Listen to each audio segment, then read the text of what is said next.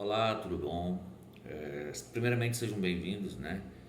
E eu gostaria de dizer que eu estou gravando esse vídeo, tá? Em consideração aos jovens ex-alunos, né? Que tiveram com uma conversa comigo e uma dessas alunas, ela veio me perguntar a respeito, né, se eu era satanista. Bom, a princípio, se isso tivesse partido, né, de algum macumbeiro, alguma coisa assim, eu não teria dado importância nenhuma para isso. Porque a gente sabe que nesse meio existe muita mentira, né, muita intriga, muita confusão. Então eu não iria dar a menor importância para isso. Porém, partiu de uma jovem, né, de um ambiente escolar. Quando eu ouvi isso, que eu postei no Instagram, né, uma frase, e outros alunos vieram falar comigo que também acreditava nisso, né, eu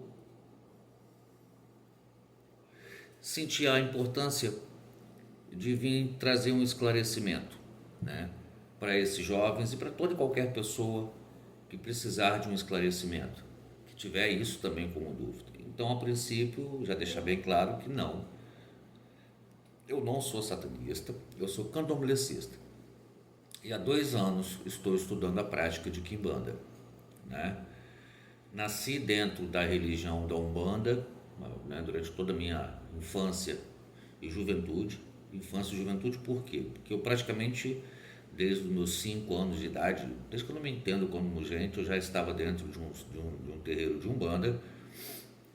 E a minha vida espiritual começou muito cedo, né? Eu com 12 anos, 11, 12 anos, eu já estava dentro de um centro de Umbanda incorporando entidades. Então não é uma coisa que começou depois de velho. A minha vida espiritual começou muito nova, muito novo, né? E o contato com os espíritos desde quando eu me entendo como gente. Isso daí, independente de religião, eu sempre tive isso na minha vida. E essa experiência, né, eu já contei para alguns alunos algumas vezes, algumas experiências que eu tive com o mundo espiritual, foi uma coisa que sempre me fez voltar a mente para aquilo que é de religião, de crença ancestral. E quando a gente fala de crença ancestral, por quê? Eu vou contar um relato para vocês aqui. Desde criança, desde bem pequenininho, não sei dizer exatamente a idade, eu acho que eu devia ter no máximo uns 4 anos de idade, 5 anos de idade. Toda vez eu via uma mulher, uma senhora, entrando pela porta do meu quarto. E enquanto criança eu conversava com essa senhora, era uma senhora de idade. Eu conversava com ela, eu batia papo com ela. Geralmente as crianças têm um amiguinho espiritual, né? Que brinca, que conversa. Eu tinha uma velha. E eu obrigava minha mãe praticamente a colocar um prato de comida para a velha, porque eu só jantava se ela jantasse comigo, eu só almoçava se ela almoçasse comigo. Então, isso é só para vocês terem uma ideia de uma das experiências, uma só das experiências que eu tive enquanto criança. E foi a partir daí que minha mãe começou a buscar um centro, né? E para cuidar, para entender o que estava acontecendo comigo. Então é importante a gente compreender que o mundo espiritual ele existe. Ele existe. E infelizmente a nossa sociedade ela é formada por um berço cristão, né? A gente cresce de criança, a gente aprende desde criança que Deus é bom, que Deus é maravilhoso. Como eu sempre digo isso, não estou dizendo que ele não seja. Para mim, ele não serve, mas não estou dizendo que ele não seja bom ou que ele não importa. Mas a gente aprende desde criança, isso é ensinado pelos nossos pais e reforçado pela sociedade como um padrão. E dentro de um padrão, todo mundo teria que ser cristão. E não é bem assim. Nós não somos obrigados a ser cristãos. A gente não é obrigado a crer naquilo que o cristianismo ensina. Apesar que, se a gente for olhar É isso que o cristianismo ensina. Ela te obriga a crer em algo. E eu sempre fui voltado para esse conhecimento ancestral, para a crença da ancestralidade, que é uma coisa que infelizmente o cristianismo apaga da sociedade. Quando você vai para qualquer culto que não seja cristão, qualquer religião que não seja cristão, você vai ter a valorização e o respeito à ancestralidade, coisa que o cristianismo não prega. O cristianismo ele vai pregar a crença em Deus, somente a Deus, a mais nenhuma outra forma de crença. É que ele diz, né? Não adorará outros deuses diante da minha frente, né? Diante de mim, enfim, que todo louvor, toda oração seja dada direcionada a Deus. Porém, nós que não somos cristãos, nós não praticamos isso, né? Então a minha oração ela vai para a minha ancestralidade. E quando a gente fala de ancestralidade, a gente tem que entender que nós somos frutos, nós somos escolhas da nossa ancestralidade. Hoje, se você está vivo, é porque um belo dia o seu pai e a sua mãe resolveram ter uma relação, né, afetiva, e dessa relação afetiva, desse amor dos dois, surgiu você. Só que para os seus pais surgirem, seus avós tiveram que ter essa mesma relação afetiva. Os seus bisavós tiveram que ter essa mesma relação afetiva. Então a gente começa a perceber que quando a gente vai olhando para trás, houveram escolhas anteriores às nossas.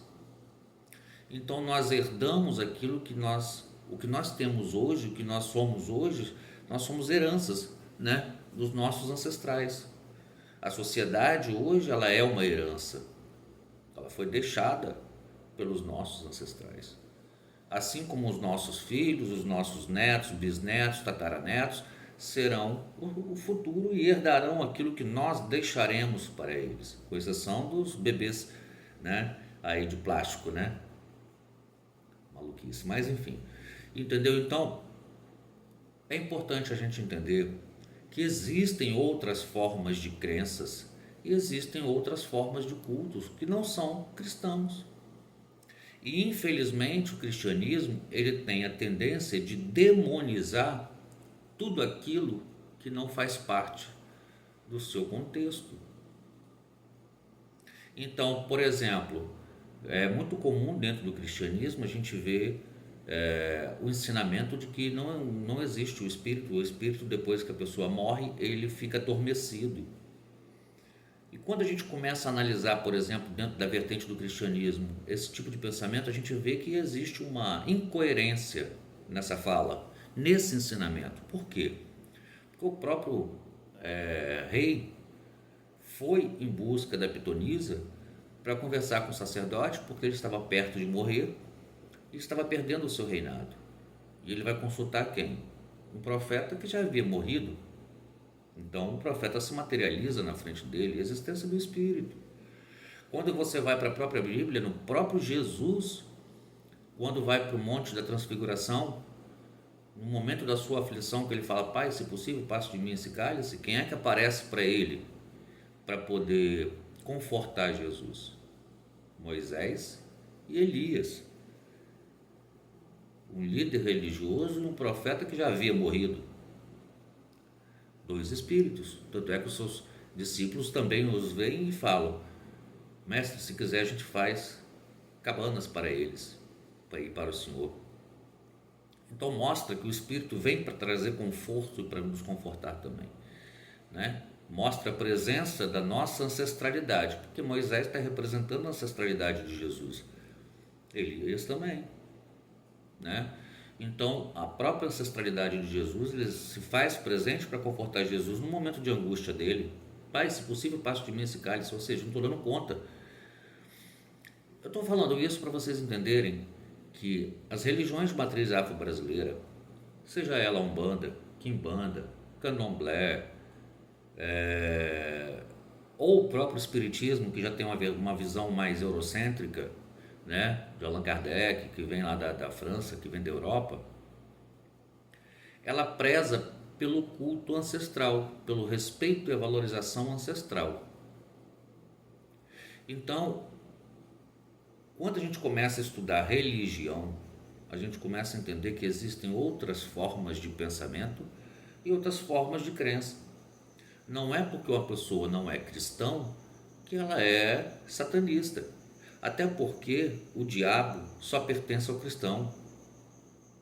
Para vocês terem uma ideia, dentro do candomblé, nós não acreditamos no diabo. Para a gente ele não existe.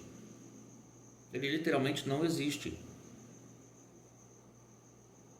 E quando a gente começa a estudar religião, quando você vai para a cultura, por exemplo, do candomblé, do Ifá, do Xixelabá, você vai começar a entender que essa cultura africana, eles têm uma visão diferente da formação do mundo, né? Eles têm uma visão diferente. É uma religião que cultua Deus, só que o Deus é chamado de Olodumare. E assim como se você for para outras regiões, como a África saariana, ou até mesmo os países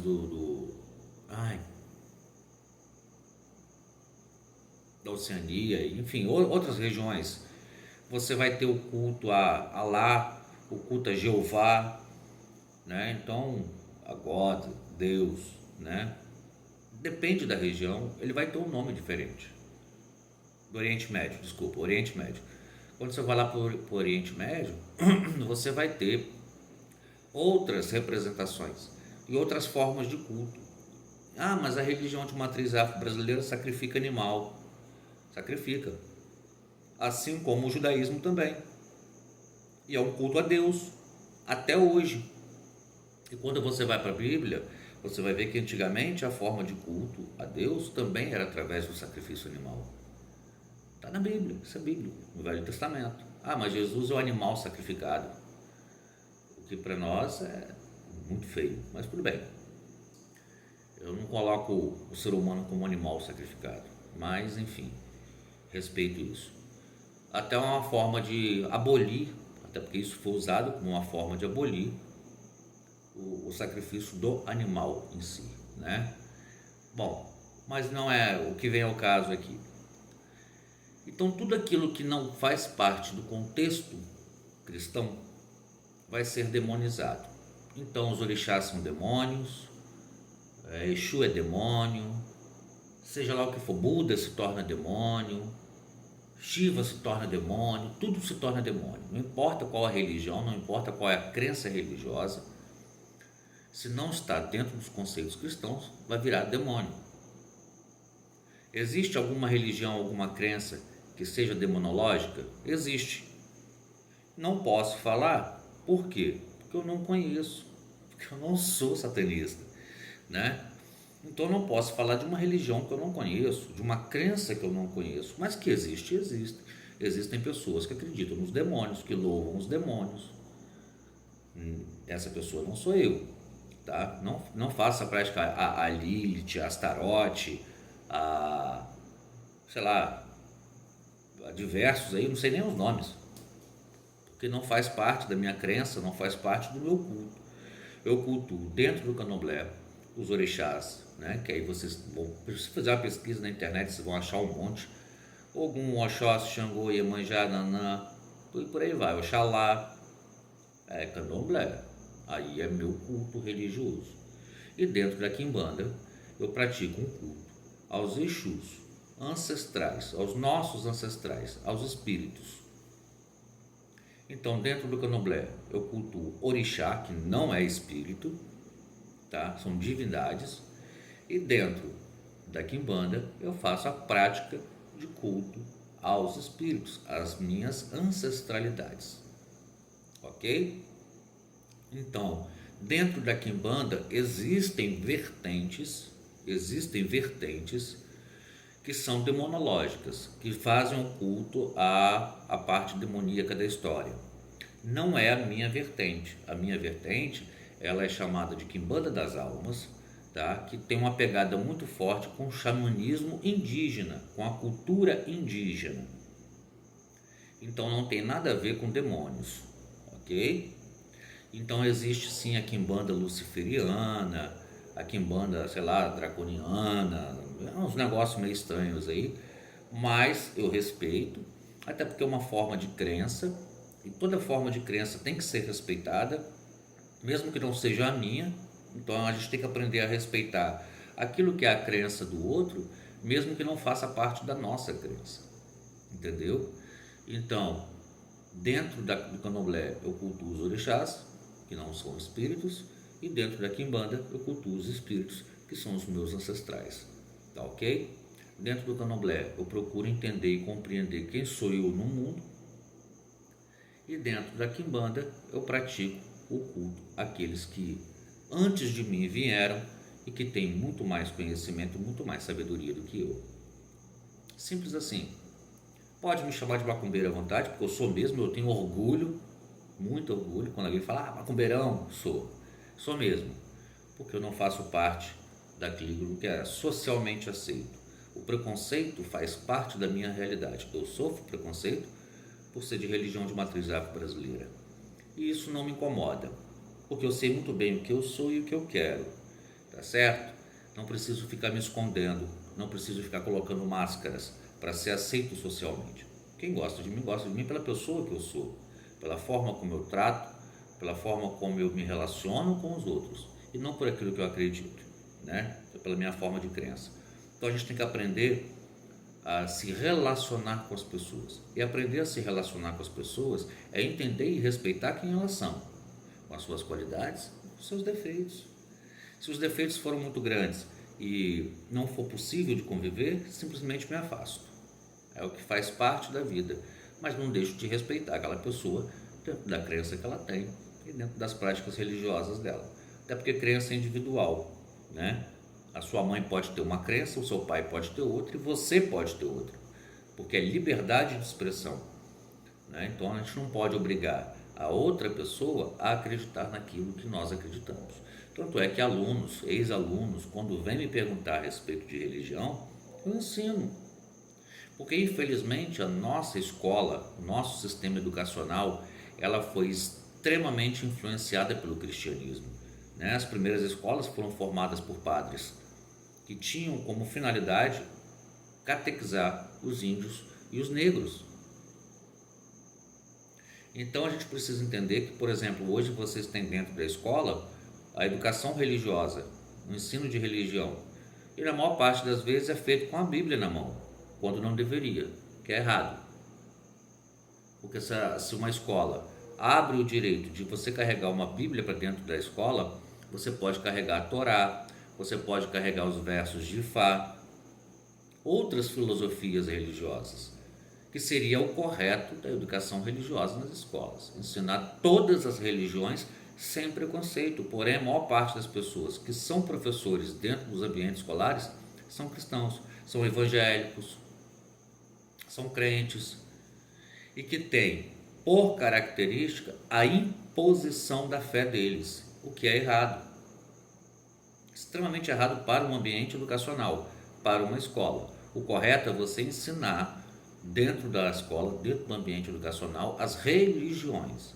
Quais são suas crenças, quais são suas práticas, para que o indivíduo possa, através daquele conhecimento, criar uma identificação e seguir aquela crença religiosa, e não uma imposição, como acontece muitas vezes nas aulas de religião. A gente sabe muito bem que é assim que funciona, né? Vai falar de religião, vai falar só de Deus, só dos mandamentos de Deus, como se isso fosse pregar religião. Não, isso é imposição de fé, é imposição de crença. Uma escola que obriga o aluno, por exemplo, a rezar o Pai Nosso. Tá, e se o aluno não é cristão e ele quer rezar uma outra oração que não seja a cristã, ele pode? Dificilmente vai ser aceito. Na hipocrisia vão dizer que pode, mas dificilmente vai ser aceito, porque os próprios colegas na sala de aula vão ter preconceito. Eu já tive a oportunidade de dar aulas em algumas turmas onde existia ali adolescentes na faixa de 15 anos, 13, 14 anos, que a família é espírita, e os próprios colegas na sala de aula estarem fazendo bullying com ela, macumbeira. E aí eu virar e falar, eu também sou, qual é o problema? Daí eles travarem, porque não faz parte da realidade deles, né? Lidar com essa diversidade religiosa. E isso tem que ser ensinado dentro das escolas. A gente tem que aprender a respeitar a crença do outro. Não é porque o outro não é cristão, né, que ele vai ser para praticar culto ao demônio. Entendam isso, tá? Entendam isso. E eu vou deixar um conselho para vocês, para finalizar esse vídeo. Pesquisem na internet. Tem muita maluquice, tem muita coisa estranha, mas procurem estudar, procurem pesquisar outras religiões, conhecer outras formas de pensamento. Olha lá, eu quero entender, eu quero aprender o que é budismo. E começa a pesquisar a filosofia do budismo, qual que é? Vai ouvir vídeos no YouTube. Candomblé, o que é candomblé? O que é esse culto? Eu quero entender essa filosofia. O que é Umbanda? O que é kardecismo? O que é quimbanda? O que é o shintoísmo? Que são outras religiões. O que é o islamismo? O que é... Não importa qual seja a forma de crença, procure aprender, procure entender. Porque quando as pessoas procuram entender e aprender outras formas de crenças, de valores, de princípios, de repente elas mudam a sua postura, a sua conduta, a sua visão do mundo. Vocês foram meus alunos. Então percebam, quando foi que em algum momento dentro da sala de aula eu destratei alguém, ou eu faltei com respeito com alguém? Sabe por quê? Porque a minha religião ensina que eu tenho que valorizar os mais jovens. A minha religião ensina isso. Tanto é que quando uma criança nasce, a primeira coisa que a gente faz é levantar ela e dizer: Deus, olha para nós, Olorum, né? Olodumare, meu filho chegou na terra, e coloca o pé dela no chão.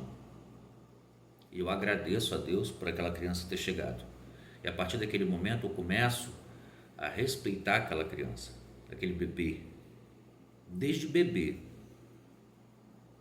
E hoje o que a gente mais vê são mães e pais cristãos que estão cagando e andando por seus filhos. Aí eu pergunto, por exemplo, qual é o pai, qual é a mãe que senta para estudar junto com você? Qual é o pai e a mãe que incentiva você a ir para a escola? Não é obrigar, é incentivar, mostrando a necessidade do aprendizado, do conhecimento. Que acompanha a sua vida, que senta com você enquanto você é um filho, um jovem, adolescente, e fala assim: filho, o que você entende sobre isso? O que você compreende? Qual é a vivência que você tem? Sabe por que eles não fazem isso? Porque eles se acham adultos, os donos da razão, só eles têm razão, e não sabem dar ouvido à voz dos jovens e dos adolescentes. E a minha religião dá ouvido à voz dos jovens e dos adolescentes. Sabe por quê? Porque a minha religião diz que todos nós somos iguais, caminhantes e aprendizes nessa vida. Por isso que eu sempre respeitei muito cada um de vocês. Tá certo? Então eu deixo um beijão para vocês e digo: não sou satanista, mas também não sou cristão. Eu sou candomblessista, tá? E estou aprendendo o culto, a ancestralidade do espírito na quimbanda. Me tornar um futuro quimbandeiro, tá certo? Então, um abraço para vocês.